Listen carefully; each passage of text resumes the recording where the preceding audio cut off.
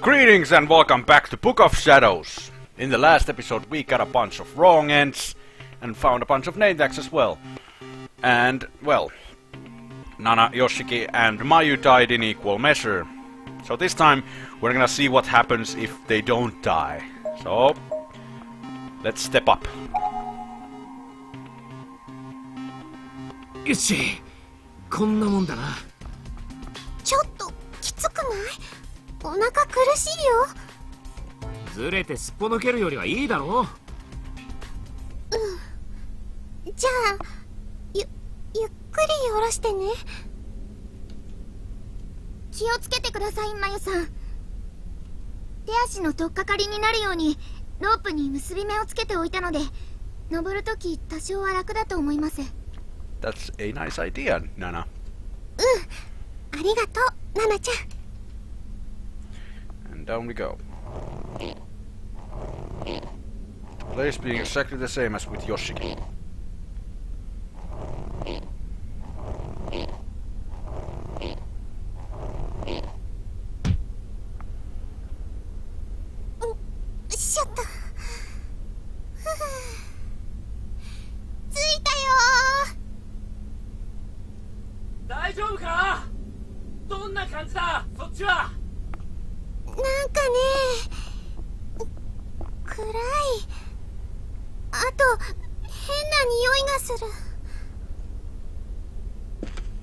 And it gets lighter again, and the same thing happens as before. It was too dark to see my surroundings clearly, but I could instantly sense an oppressive atmosphere all around me. This was not a good place to be. Up, here we go. There's Nari's body again. No, it's not Nari, it's Hikari. There are a large number of dead bodies scattered throughout the room. Most seem to have died long ago, having decayed into proper skeletons, but a small handful seemed fresh. As if they were alive only yesterday. やっぱりここも。 Especially here, actually. It's a girl's body. This one is one of the ones that seem like... This is one of the ones that seem like a more recent death, so recent in fact that there's still a hint of body heat to her. All of her fingers have been cut off and her tongue seems to have been removed as well. Her student ID name tag is clearly displayed on her jacket. Murasakawa Girls Middle School. Hikari Kiryue. Kiryue. Kiryue? I'm not sure. この子の制服、ナナちゃんと同じ学校だ。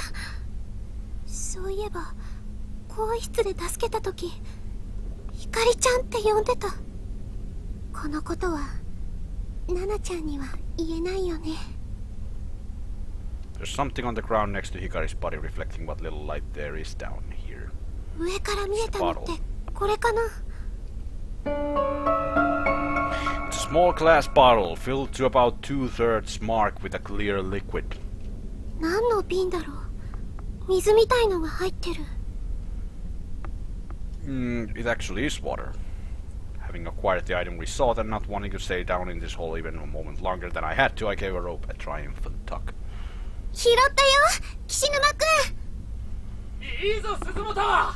すぐ上がってこいよ。か、こっちで引っ張り上げてやろうか。大丈夫。そんな10メートルとか高さあるわけじゃないから登れそう。 This time nothing comes to ruin our day just because we sent Nana down, no, Mayu down there instead of Yoshiki. For some reason, I do not know. よし、手つかまれ。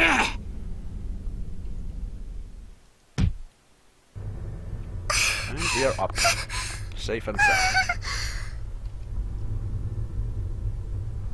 sound. よく自力で登れたな。もうダメ。そんな高くないと思ったのに、本当もう手足ガクガク。これ明日絶対筋肉痛だよ。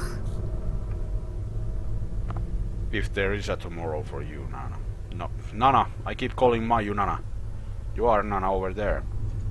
お疲れさん。で、何があったんだ? You're fine. We found a bottle. これ。なんだこりゃ。酒か？ Sake? Not 何 sake. の匂いもし Sake. ないし、ただの水みたい。あ、これ聖水です。聖水？ Holy water. Nice to have in a place like this. 友達のひかりちゃんが同じ瓶持ってました。おまじないグッズの一種で有名な霊能者の人のパワーが込められているって。悪いものを払う力があるから、カバンとかに入れてると金運とか恋愛運がアップするらしいです。 Well, that's nice to know because there are 3 evil spirits upstairs. うさんくせえ。 Come on, Yoshiki, you've been with Ayumi for so long. そんなことないですよ。テレビにも出演してる霊能者で、さえのきなほっていう。 Naho, again. さえのき？ああ、あいつか。あいつ絡みなら多少は信憑性あるかもな、その水。 I'm by the way cutting an apple, so if you hear something strange, it's that. 知ってるんですか、岸沼さん。なんか意外。 Why? Because Kishinuma looks like a delinquent and not interested in stuff like that. こういうのって売ってるものなの？ネットで買えるものもあるんですけど、ひかりちゃんの場合はお父さんがテレビ局に勤めてて、収録の時に奈穂さんから直接もらったって。もしかしてこれひかりちゃんの？まさかこの下にひかりちゃんが？ Oh no, definitely not. Hikari's not down there. Don't worry about it, Nana. どうかな。他の人のかもしれないし。篠崎もこういうの好きだし、持ってる女子は多いんじゃねえの？ Yeah, true. Good job, Yoshiki. そうですよね。 Although we know that Hikari's down there. But no, we're not gonna tell Nana that. Yeah, your friend is dead. And he's down there also. Sorry. Also, the girl in 1C is your friend and she's dead also. Too bad for you, Nana. None of your friends are alive anymore. Also, Snar is hanging around in the science lab. Sorry, Nana, this is not your day, it seems. Although, to be honest, to us, Seiko is dead also. And so will be Miss Yui and Morishige and also Mayu momentarily. Alright, now we have the holy water. We can use it on these guys. ここには入 We will go further. ちくしょう、こいつらどうしても通さねきだな。ただの火なら水でもぶっかけりゃ済むんだが。さっき拾った聖水は霊能者のお墨付きなんでしょ？ Yeah, let's go. Throw the holy water. The power of Christ compels you. 熱い。この水は酸のように熱い。ちくしょう、お前らまだ生きてるくせに。あんたたちも早く死ねばいい。 With this, one of the red spirits flames flew directly at me in what was clearly meant as a hostile action. But of course, Yoshiki is on point with this one as again. 危ねえ、鈴本。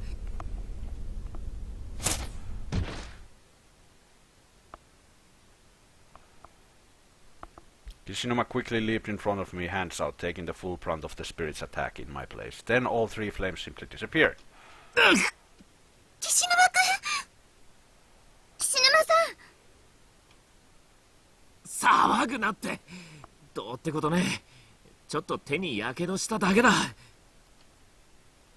ごめんね、私がぼやっとしてたから。私絆創膏持ってるからすぐ。あれあれ、どうした？ちょっと。はい、絆創膏。あ、私貼ります。やけどしたとこを見せてください。サンキューな。で、鈴本、どうしたんだ？私学生証どっかに落としちゃったみたい。多分さっきの穴に降りた時。 Well, good that you told us that you are doomed. お前その手に持ってるのは学生証じゃねえのか？ Nope, これは that's the other one. 拾ったの。玄関で亡くなってた女の子の。 Right. I held up the student ID so Kishinuma could get a better look at it. It was clear from its design alone, after all, that it wasn't the Kisaragi ID. そっとしておいた方が良かったかもしれないけど、 Good thing that you didn't. 一人で怖かったし、何かこの学校の手がかりがないかと思って。 You're gonna find use for it right now. 間違ってねえよ。篠崎たちと再会するためにも、こっから出るためにも、できることは何でもやらねえとな。どれ貸してみな。でもあんまり役立ちそうなこと書いてないかも。あ？この落書き。なんかの箱の絵みたいだけど。 Could it be the box that you picked up, Yoshiki? The memo page Kishinuma opened was ringed with a bloody sticky fingerprints, and centered among them was a rough sketch of a box drawn in ballpoint pen, along with numerous lines of text written in rough shaky letters. They seemed to have been written with an excessive amount of force, resulting in countless black splotches and small tears in the paper. I think Ayaka is going to kill Ao. I need to hide her. Ao is mine and mine alone. She must be protected. If I hide it in that box, no one will ever find it. Ao, I love you so much. These words were written over and over again, with the ink getting blotchier and more haphazard each time. この落書きの箱ってこれに似てねえか？用務員室に落ちてたもんだけど。本当だ、よく似てる。ここの穴、鍵穴じゃないですか？あ、そうみたい。もしかしてこれ私が拾った鍵が合うかもしれない。 Kishinuma and Nana were both watching me expectantly as I produced the rusty key from my bag. I inserted it in the lock. It fit. Crossing my fingers, I began turning, and met with no resistance at all. It was the right key. The lid popped up and nostalgic music started to play. And listen carefully what music this is. オルゴール？なんだろう。聞いたことがあるような。会いたくて会えなくて君はどこなの。 It's Shangri-La, the theme song of the first game. やめてくれよ、こんな状況で。ごめん。 Kishinuma took the music box from my hands with a sort of derisive smile on his face. 箱の中になんか入ってるな。ダメだ。狭くて俺の指じゃ入らねえ。逆さにして振ってみたら？お、出てきた。けどこれって Another key? Yup. 鍵ですね。鍵を使って鍵を手に入れましたってか？でもこれで今まで入れなかったところに入れるよ。Yup. And there is one place that key fits. I placed the key in my pocket for safekeeping, and tried in vain to remind myself that I shouldn't get my hopes up. But in truth I was downright thrilled. We were making actual progress. Yep. That key fits to the reference room. And inside we will find one person who is very familiar to us. I do not know how she got there, but whatever. Since the door is locked. Open it up. さっきの鍵で開くんじゃない？ Try the key. Go on. The key turned easily in the lock and the door came right open. Hi! What a pleasant surprise, Ayumi.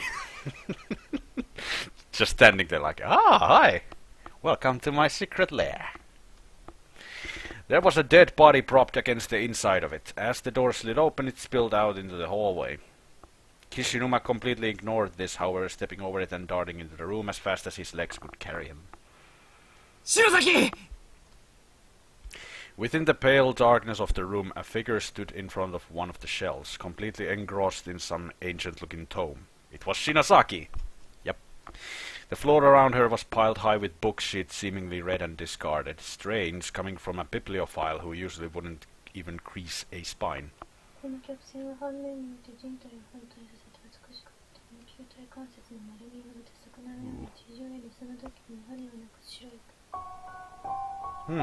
Shinozaki! しっかりしろ! This is rather bad. 図書室では静かに。お前ら無許容の野蛮なつまらない情報弱者の作物的な。篠崎、もういいだろう。もうやめてくれよ。そんなのお前じゃねえよ。嫌がるんだろう。篠崎に取り付いてるバケモンども。いい加減篠崎から離れやがれ。これは俺たちのものだ。この体を俺のものにしたい。Just imagine how creepy it would be if someone were to actually start speaking in a completely different voice like that. ダメだ。僕の方が上手に使える。この人の中にいる時だけ私たちは痛みから解放されるの。 Nope, she's... お願い、この体をちょうだい。 Nope, she's too important to us and you're too creepy right next to my ear. Ugh. この子を僕たちにくれ。そうだ、君らを助けてやる。ここから生きて出る手助けをさせてくれ。だから。ふざけんじゃねえぞてめえら。勝手だろ。ここで死んじまったてめえらには同情するよ。だけどだからって篠崎を好きにしていい理由があるか。そんな権利てめえらにはねえだろ。そんな正論で。 Oh ye of sound mind. この痛み、この苦しさ、寒さ、飢え、もどかしさ。お前らはまだ恵まれている。それがわからないのか。それでもな、こればっかりは譲れねえんだよ俺は。な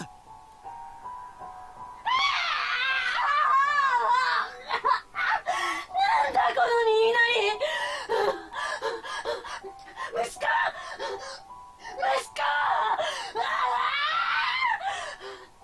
Calm down. This is getting rather creepy. Not saying that it wasn't already. From there, Ayumi took a sudden turn for the worse. Tossing aside the book she was reading, she began punching herself in the head with both hands. こ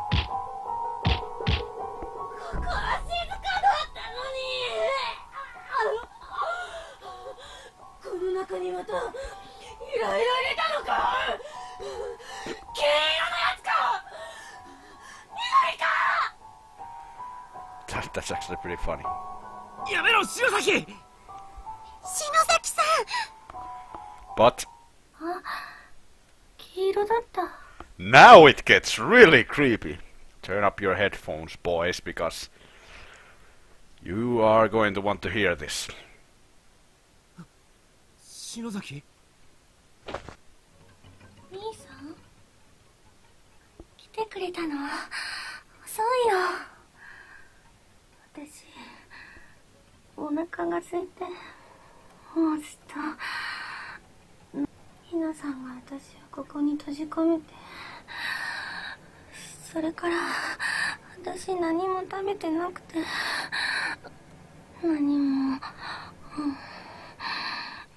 も食べてなくて。 Close your eyes.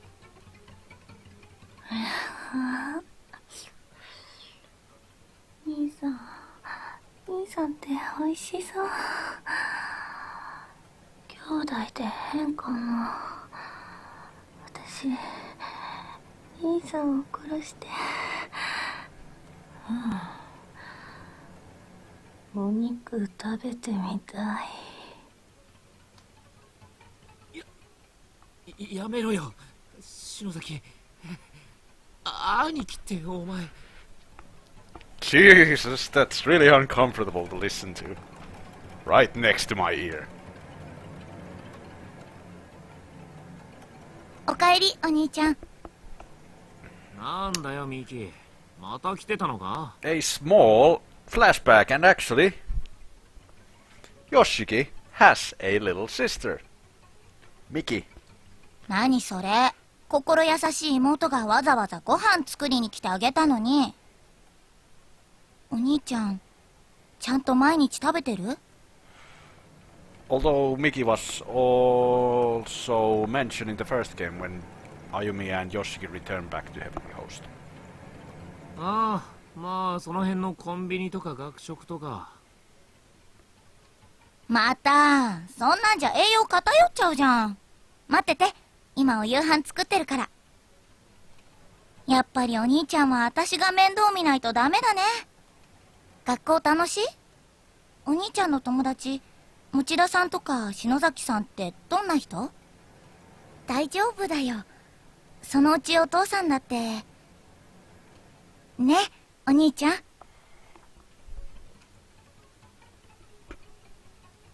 めろMeanwhile, at the same time as Yoshiki is remembering all of this, Ayumi is doing something rather creepy. Oh god, Shinosaki is biting Kishinuma's neck. I've got to stop her.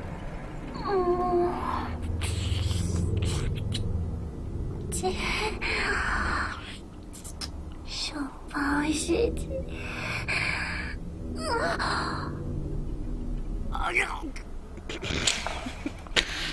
This is so wrong and so funny at the same time. 岸沼くん、 And especially that image right there. Ayumi right behind Yoshiki looking creepy like that. 岸沼さん。 The two of us made a mad dash toward Kishinuma, intending to pry Ayumi away from him through any means possible. But to my astonishment, he met our panic gazes with a stern "let me handle this" look, reinforcing the message by raising his hand in a stop motion. Yoshiki is going to handle this. 篠崎。 Because Yoshiki knows exactly what to do, as he did in the first game. Whoa, I didn't expect that. If circumstances were different, this could be a start of a really heartwarming romantic scene. Kishinuma grabbed Shinosaki and hugged her tightly. 篠崎、戻ってこいよ。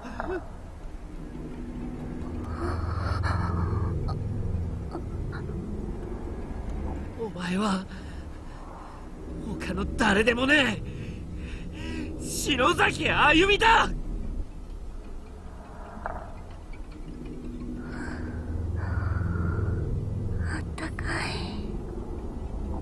That's the same thing she said in the first game when Yoshiki hugged her. Bit by bit, I could see the expression on Shinosaki's face change. Her crazy possessed sneer gradually gave way to a blank, dazed countenance that, when slowly but surely, began sparkling with life once more. And though it was nearly imperceptible, I could swear I saw a smile start to form on her lips. 岸沼くん。 For a few long moments, Shinosaki stared into Kishinuma's eyes. Then, in an instant of realization, her face turned beet red. I recall the phrase "oh crap" drifting through my head for a split second, and then... 何してるのよ。 and bitch slapped. どういうつもりでこんな。変態！最低！篠崎。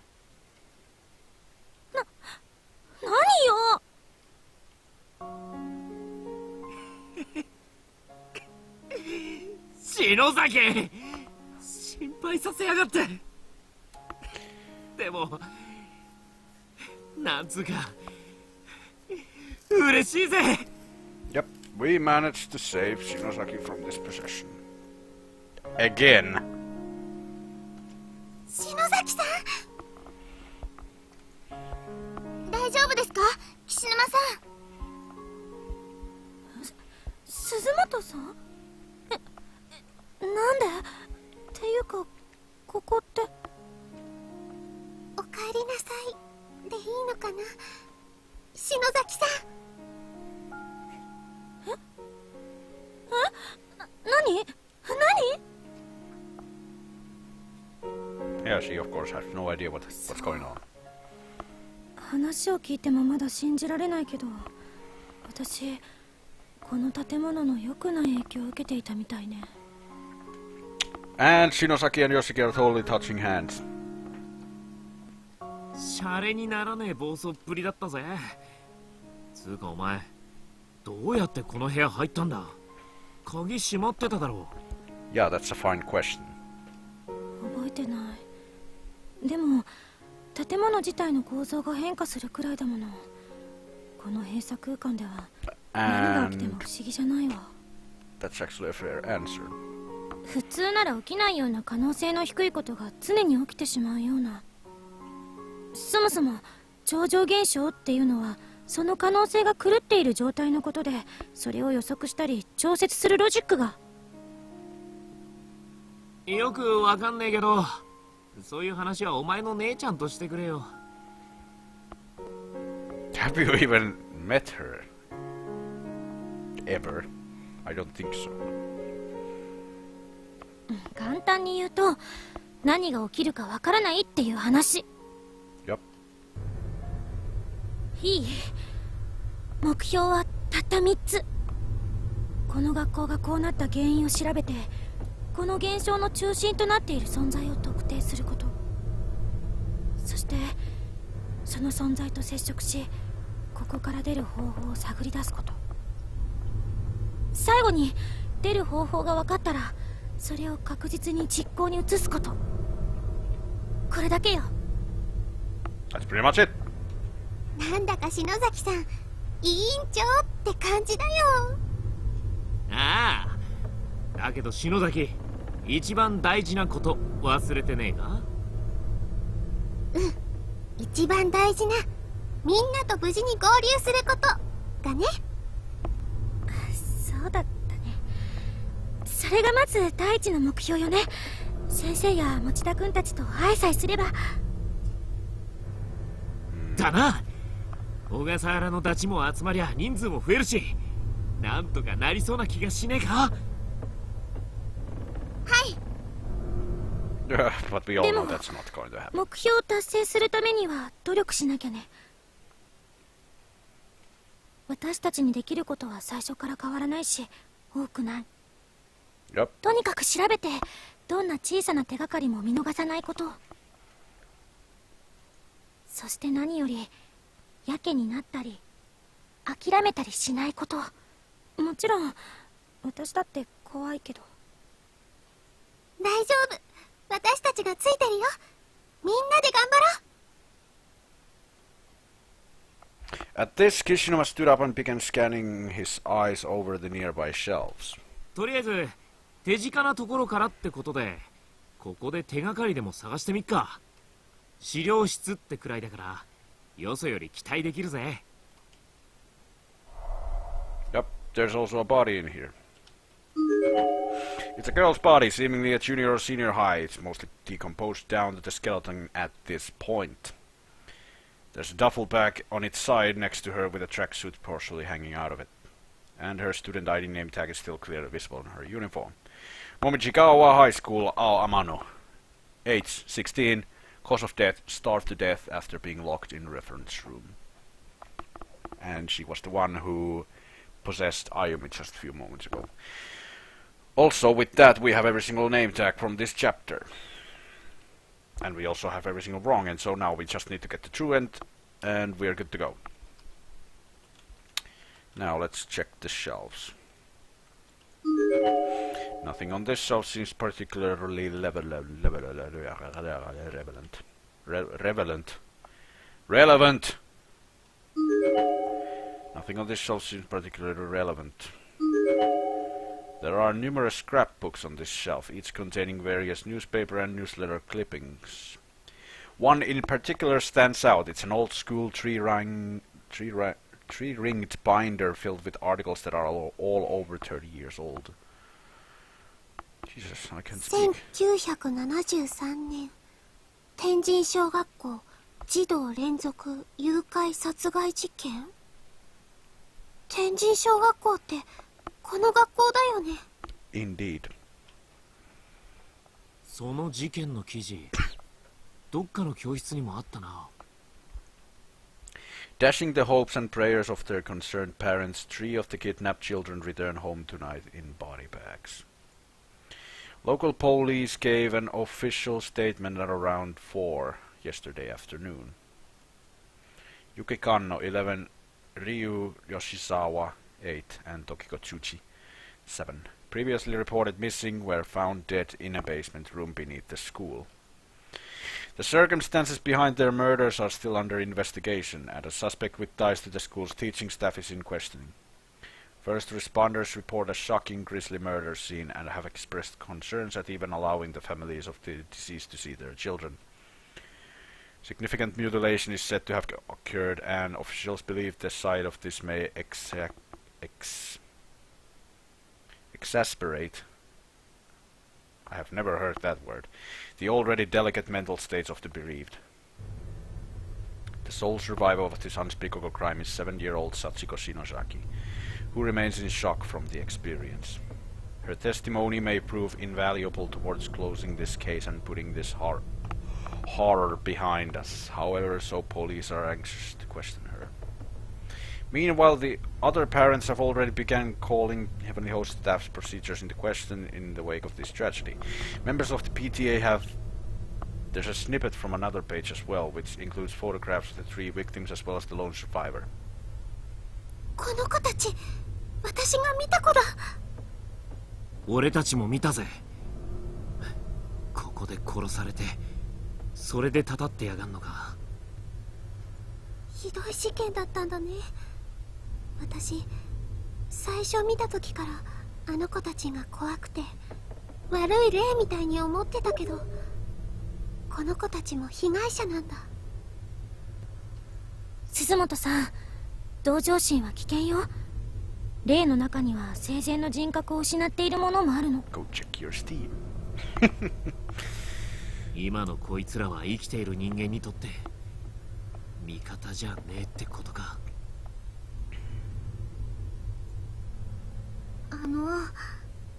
犯人はどうなったんでしょう。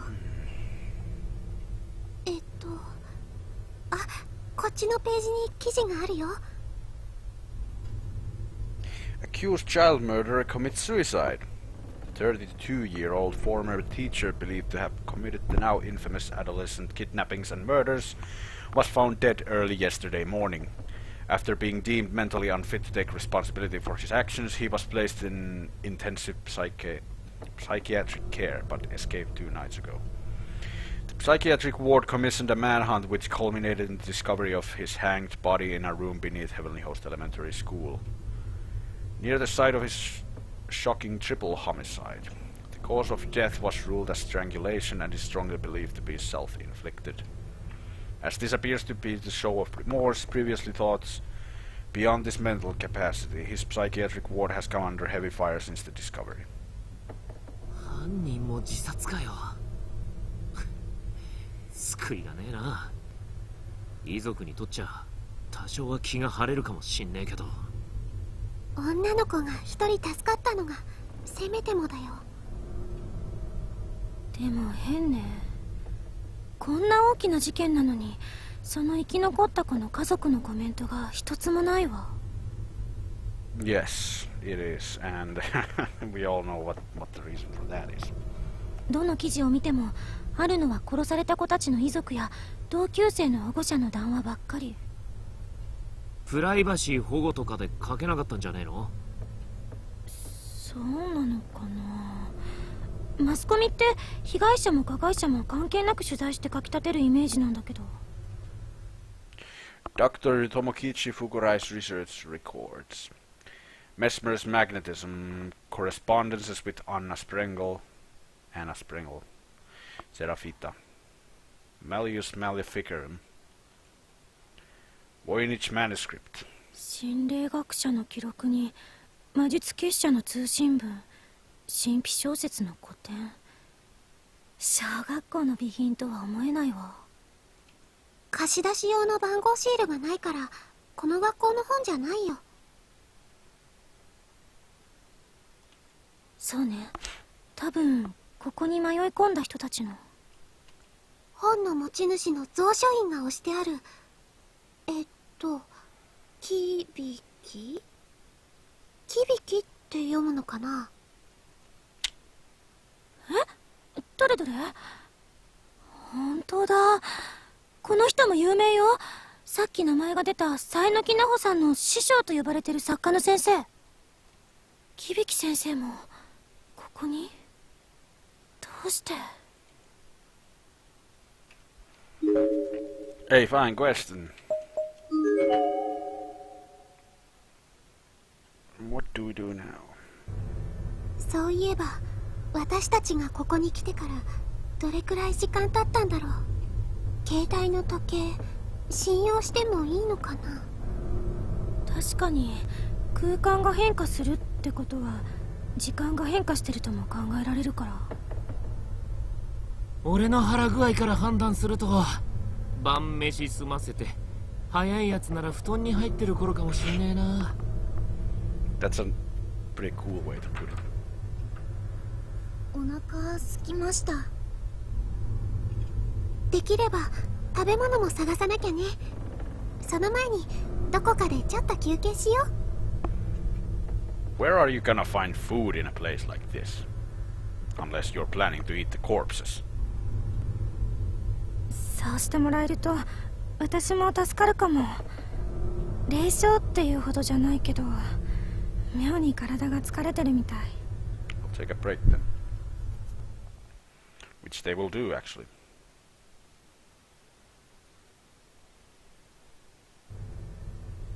And so the four of us headed to the safest spot we could think of, settling in for a bit to help calm our spirits and refresh our bodies.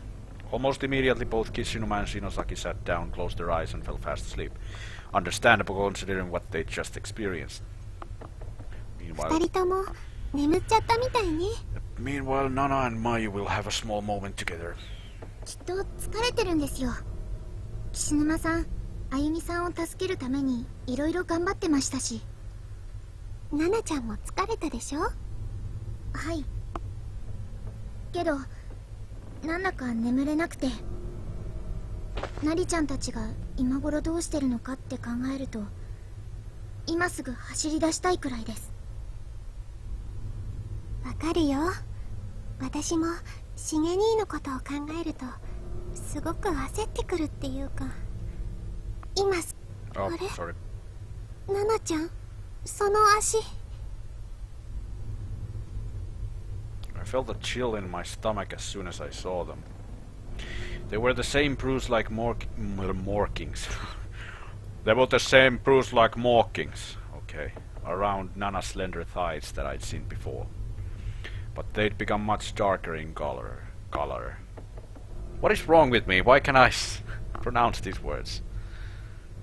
They looked pink originally, as if she just rubbed her skin again. I'm gonna get mad over here if I can't stop reading this incorrectly.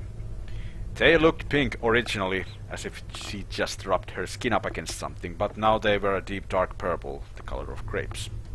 大丈夫？痛くない？あざならさっきからありましたけど。そうじゃなくて、なんか濃くなってるから。ほんとだ、変な色になってる。なんだろう。内出血してたから時間が経って閉塞したのかな。ごめんね。でも跡が残ったら嫌だな。ナナちゃん美脚だもんね。そんなことないですよ。スタイル良くて羨ましいな。私もナナちゃんくらい身長があったらシゲ兄と釣り合い取れるのに。 Yeah, for some reason, like it said in the character introduction of the first game, somehow looks much tinier than she actually is. Although that sentence doesn't really make sense now that I think about it. 彼氏さんですか？そういうのじゃないんだけど、大事な人かな。いつも近くにいてくれて、私のダメな部分も受け入れてくれて、私を支えてくれる人。素敵な人なんですね。私にとってはね。同じ演劇部だからってわけじゃないけど、王子様なんだよ。岸沼くんなんかに言わせると悪い魔法使いらしいけどね。岸沼さんってやっぱりあゆみさんのこと、あれ気になる？ナナちゃんってば。 Yep. This needs to go to that level where everyone has a crush on everyone. In some weird way. Though to be honest, Nana and Yoshiki... I don't know. That could work. あ、違います。そういうんじゃ全然。 But yeah, really, Ayumi and Yoshiki are like made for each other. ごめん、お約束だからつい。でも実際のとこ、岸沼くんにとっては厳しい状況なのよね。ライバルがいるから。お似合いなのに。That's the funny thing, like, Ayumi likes Satoshi. Satoshi likes Naomi. Yoshiki likes Ayumi, and everyone thinks Ayumi and Yoshiki should go together, except Ayumi herself. Well, well, well. 似た者同士でもあるのよね。素直になれないところが特に。まゆさんも森重さんの前では素直になれなかったりするんですか？だからそういう人じゃないってばもう。でも自分でもよくわからないな、この気持ち。しげ兄に会ったらどうしたいんだろう。 There will be a lot of dialogue before the end of this episode, by the way. 岸沼くんみたいに抱きしめてほしいのかな。それとも頑張ったなって頭撫でてもらいたいのかな。やっぱり実際会ってみないとわかんないや。会えますよ、きっと。岸沼さんがあゆみさんに会えたみたいに。うん、ありがとう。持田くんもゆかちゃんや中島さんと会えてるといいな。先生も篠原さんもみんなで帰って文化祭の時撮った写メ交換して。私もみんなと会いたいな。ごめんね。私ってば自分の話ばっかり。私ちょっとその辺見てきますね。お手洗いも行きたくなっちゃったし。一人で危ないよ。 It is, and because of that, bad things are going to happen really soon. ちょっとだけですから。 I'll be gone for a moment. That moment will turn into an eternity. Really soon. お友達のことを思い出してじっとしていられなくなっちゃったのかな。 Yep. 鈴本、起きてたの？岸沼くん。一緒に行ってやってくんねえか。念のためにさ。そうだね。岸沼くんは篠崎さん見ててあげて。すまねえ。なんかあったらでけえ声で呼べよ。篠崎叩き起こして飛んでっからよ。I'll smack Shinosaki.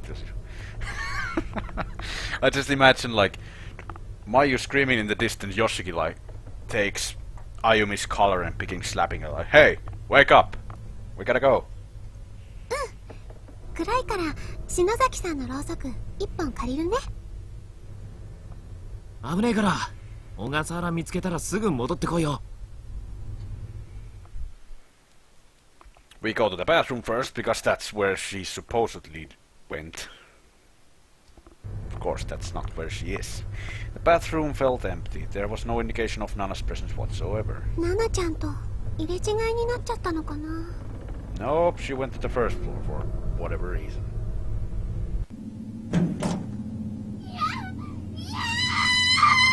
That's the door to the basement. ナナちゃん、どうしたの？ナナちゃん。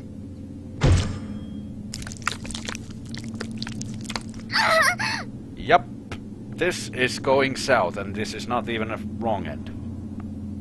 The sound that echoed through the hall was like that of a butcher slicing up a large chunk of meat, bone and all. And this sound was accompanied by the dimly lit figure of Nana sprawled out on the ground in front of me.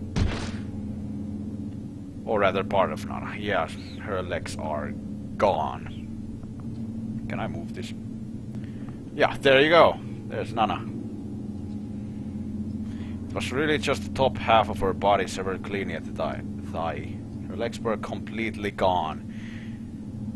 I don't know if you can see, but her legs can actually be seen just behind her. The worst part is she was still fully alert and aware.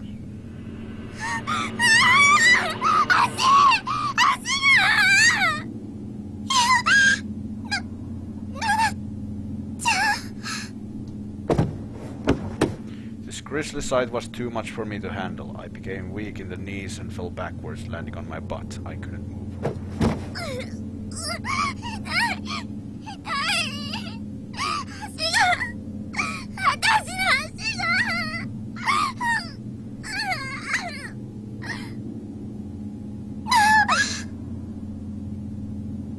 Nana was bending and contorting her back and writhing on the ground as if struggling to escape the pain and the fear. I wanted to help her, but I had no idea what I could do. Nothing had ever prepared me for a situation like this. I couldn't stand up. I couldn't even think. The sight of Nana's squirming body, gushing blood every which way, was burning itself into my mind. It was the most frightening thing I'd ever seen.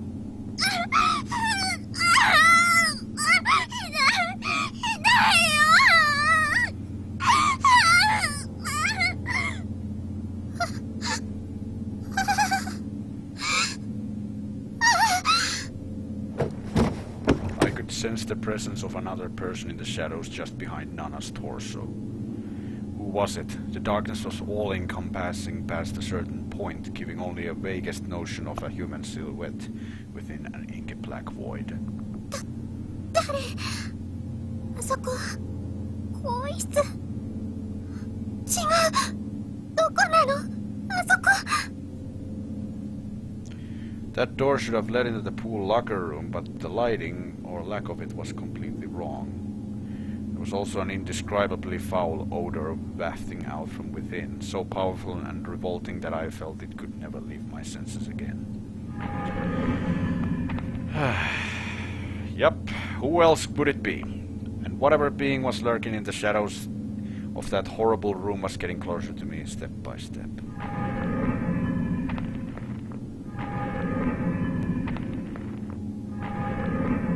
I still couldn't make out a single feature, but frankly I didn't want to. His existence alone was threatening enough. Whoever this was, I could sense his shadow postering itself over Nana's head as if preparing to swallow it whole. Like a crocodile. In fact, the shadow was beginning to resemble a crocodile more and more. Was this even a person? It is! There you go!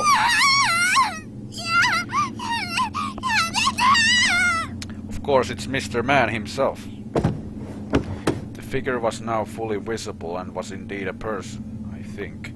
He grabbed Nana by the head, then turned and began dragging her into that horrid room. She was clearly nearing death, as it took everything she had to scream in protest. Her voice was getting weaker and her writing less pronounced. I couldn't even imagine how painful it must be to have one's severed body slowly dragged across the floor, exposed side down. It would be bad enough just having my head held in that massive filthy grip. No, grip isn't the right word. It really was more like a bite. And off she goes.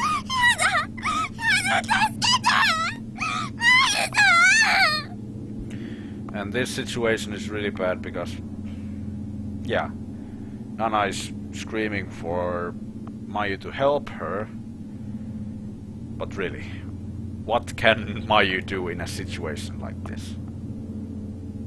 Nothing. That's right, she can only stare in horror.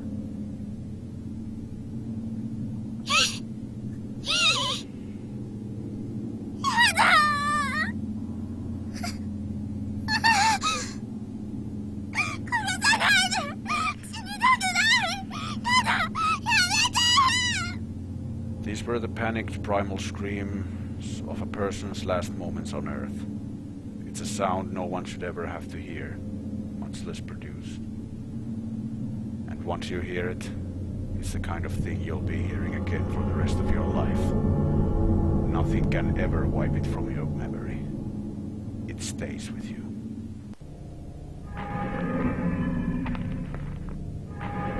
I sat there dumbfounded, so disturbed that I could barely breathe, and watched the slow slither of Nana's body as she disappeared into the unknown. It only took a few seconds for her to vanish into the blackness, but those were the longest few seconds of my life. And once she was gone, only a wide swath of blood remained, tracing her path down the hall and across that hellish threshold.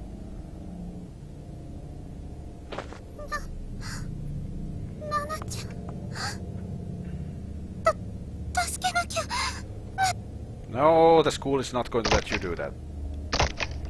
Oh.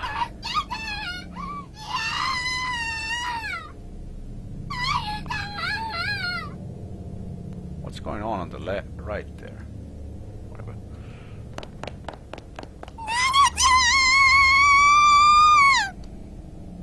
Gathering all my courage, I ran at full speed toward the black void, but found no room to enter. Beyond the door was nothing more than a solid wall. 嘘でしょ。どこへ行ったの。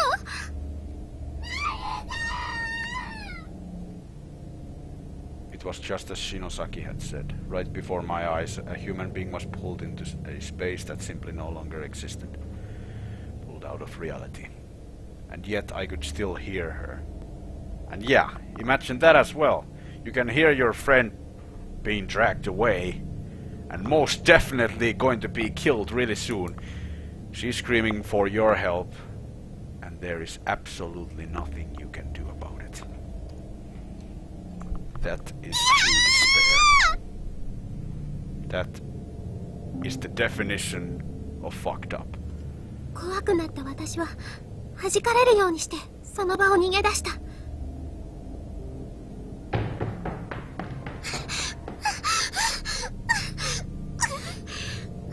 私なんでこっちに走ってるの。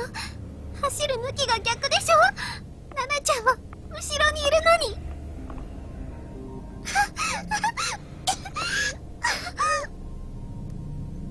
What she should have done is go straight to Yoshiki and Ayumi, but I understand why she's slightly troubled by what just happened. 助けなきゃ。ナナちゃん助けなきゃ。離れていってる。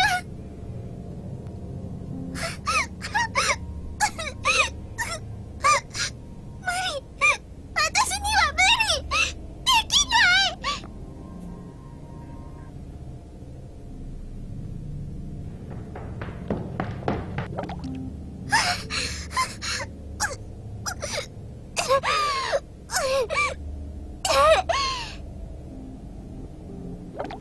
ごめん。ごめん。ナナちゃん。私、何にもできなかった。岸沼くんたちになんて言えば。You tell them that. Nana was taken and you could do absolutely nothing about it. さっきまで一緒に話してたナナちゃんがあんなことに。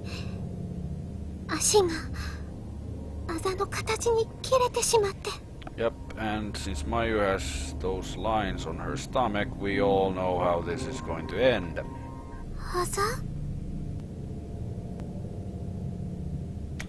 It begins. ナナちゃん、あのあざのところは切られ。私のお腹のあざは関係ないよね。偶然だよ。やだ、私こんなだけど。 Sorry. I opened my compact mirror and hesitantly brought it down into my abdomen, lifting my shirt and loosening my skirt a bit to get a better look. And sure enough, it has not gotten any better. I didn't have to look very hard. Yeah, it looks pretty bad. The color of the bruise on my abdomen had darkened significantly. It was far more pronounced now, practically pulsating in purplish red. It looked more like some kind of demented crest that had surfaced from deep inside my body. 色が濃くなってなんかはっきりしてきてる。I keep 何 skipping. これ。なんで。ただのあざだよね。ほっといたらすぐに消えて。 I just kept telling myself that it would go away on its own, it was nothing, and I was starting to believe it. Feeling somewhat placated, I lifted the mirror up and prepared to shut it and put it away when I caught a quick glimpse of my face. I saw fear, I saw sadness, I saw defeat, but I also saw something else. And there's another bruise on her face. No. At first I dotted my eyes, but I wasn't seeing things, nor was it as much on the mirror. It was another discolored bruise, just like the one on my abdomen. It was nowhere near as dark, but it was definitely there. And given enough time, it would probably get a lot darker. なんで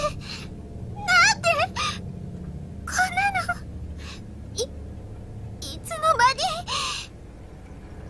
違う、何か汚れがくっついているだけだよ。 I tried spit shining it away with my finger, but all that did was make it wet.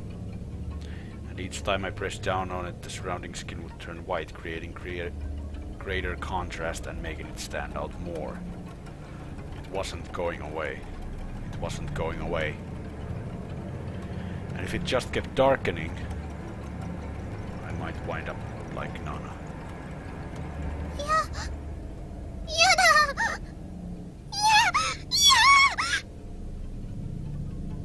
Torn apart at the seams.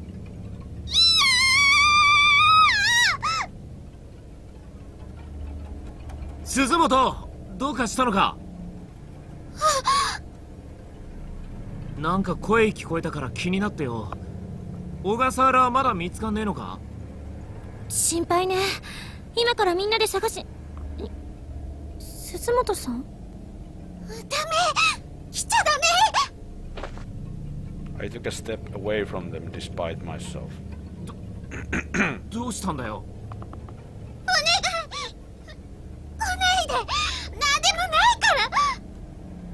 何かあったの？その鏡に何か。なんでもない。何も映ってない。平気だから。私。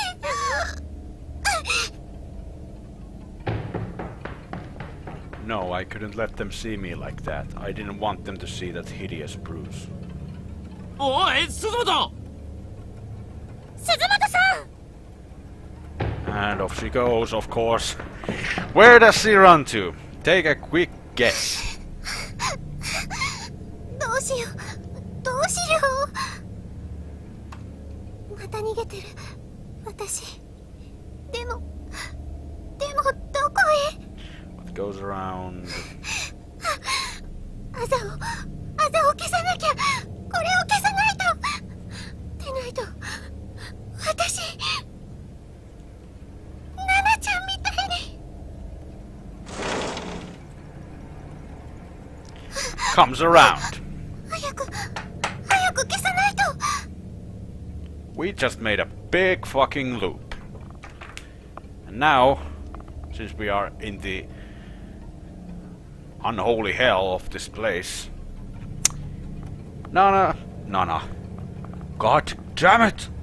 Mayu, you're gonna die. And you did it to yourself, although technically you would have died anyway. I had some concealer in my makeup bag, maybe I could hide it. これなら見えないよね。あんなあざちょっと寝て目を覚ましたら治ってる。絶対に。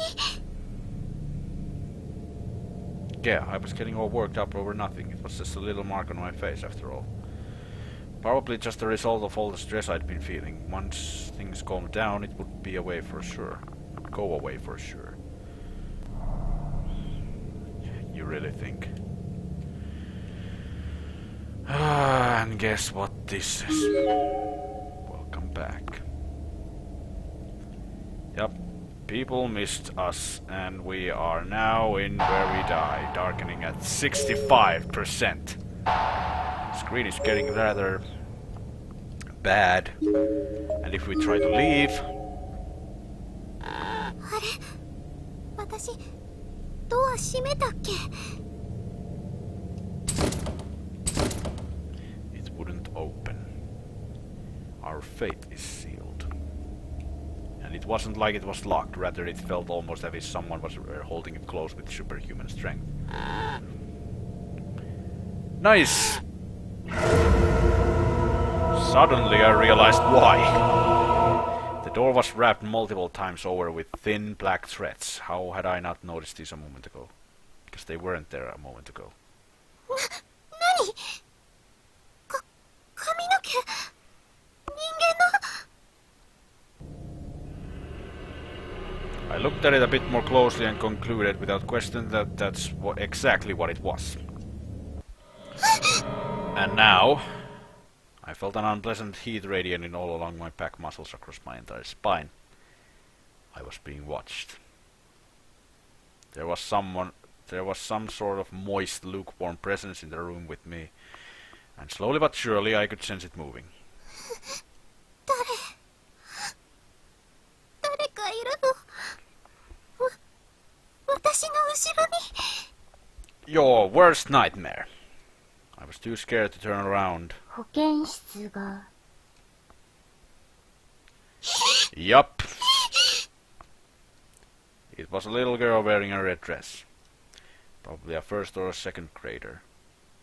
Her skin was as pale as pottery, contrasting with her lacquer-like hair, and she looked somehow familiar. この子、新聞に載ってた殺人事件の生存者。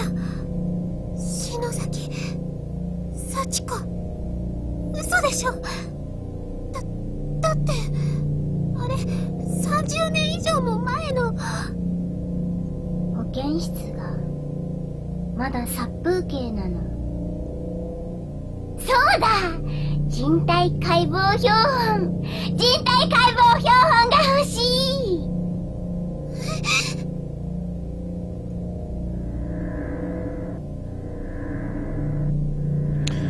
Let's get this party started.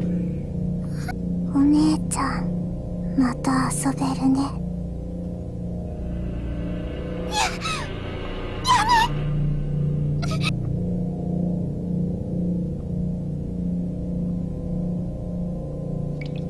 Something was dripping onto the back of my hand.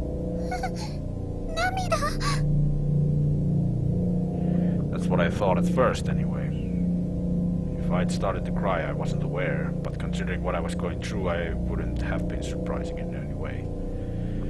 I wondered just how much I'd cried since getting sealed up in this godforsaken place, probably more than I'd ever cried before in my entire life. But these weren't tears, were they? No, they are not. Was it blood then? Did these children do something to me? Sure enough, I reached up and touched my face, and my finger came in contact with something sticky and red. いや、何したの？何にも。 Sachiko's answer was cold and disinterested, and came accompanied with a crooked wry smile. She was just a child, yet one glance from her made every hair on my body stand on end. 鏡で見てみたらどう？少しだけ待っててあげる。 Sachiko's face somehow made me feel as if there might be two sides to her, one gentle and one not.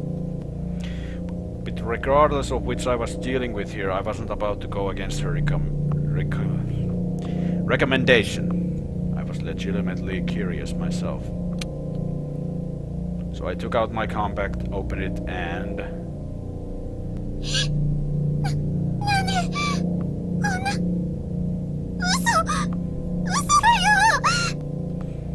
The bruise I'd concealed with makeup had sprung back to the surface once again, though it could hardly be called a bruise anymore. My skin had literally split open from inside, and blood was beginning to seep out through.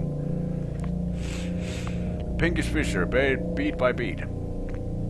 By the way, fun fact, my nose is bleeding. But I will go through this.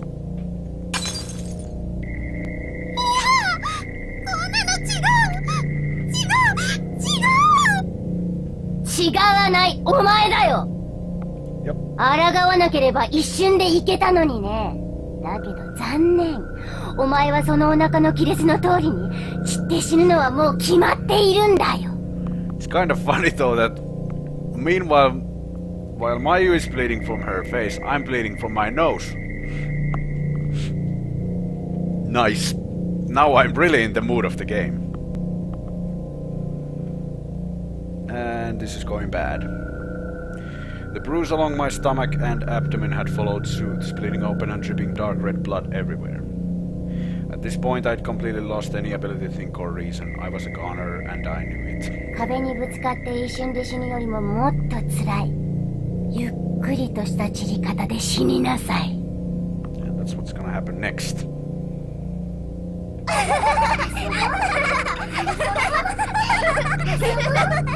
人体解剖標本の作成。やめて！来ないで！やめて！ Yeah, I was a goner, and I couldn't fight it. Somewhere deep in the pit of my soul, I knew there was no way out. This unimaginably cruel fate was predestined. I couldn't escape. Oh sure, I tried to run. I squirmed and resisted with every last bit of strength I had. But fate had me by the ankle, and it wasn't about to let go. If only I could force myself to lose consciousness, maybe I could avoid the unbearable agony that I knew was coming. But sadly, I wasn't that strong-willed. And here we go. I could feel the hands of children all over my body coming from virtually every direction, and they were really digging.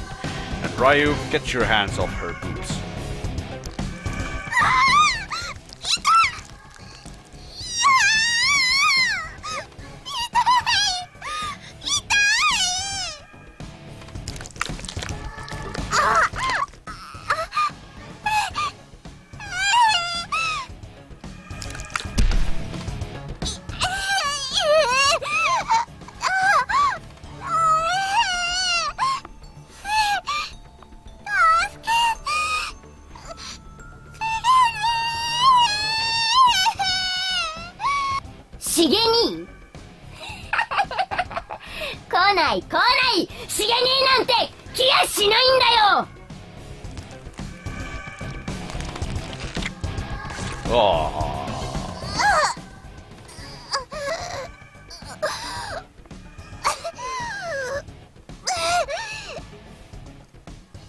I was seized with pain unlike anything I'd ever imagined possible before. I couldn't talk, couldn't move, couldn't even think. I felt like my head was going to explode under the pressure of the millions of nerves or telling my brain just how much every part of my body hurt. And it didn't stop. Every moment it grew worse and worse. Then I began to drift away.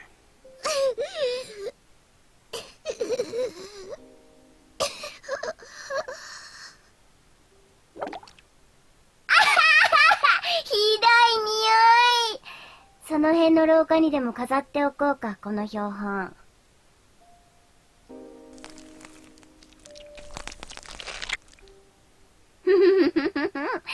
学校がどんどん賑やかになっていくな。